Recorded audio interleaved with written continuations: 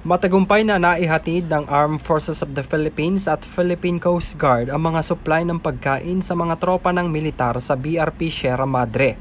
Sa inilabas na pahayag ng National Task Force on the West Philippine Sea sa isinagawang rotation and resupply mission ng UNIZEMA 1 at UNIZEMA 2 na ineskortan ng PCG BRP Cabra at BRP Sindangan, naihatid na kahapon ang mga kailangang supply. Matatanda ang bigong maihatid ang mga supply ng pagkain na dala ng sasakyang pandagat ng Pilipinas noong August 5 matapos bombahin ang water cannon ng China Coast Guard. Dahil sa matagumpay na paghahatid ng pagkain, kinilala ni NTF-WPS Chair at National Security Advisor Eduardo Anio ang determinasyon at professionalism ng Coast Guard at AFP sa ginawang misyon sa Ayungin Shoal.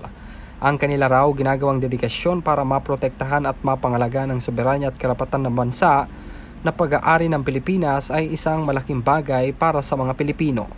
Para sa EuroTV News, ako si Henry V. Nicolas, sumasaludo sa bawat Pilipino.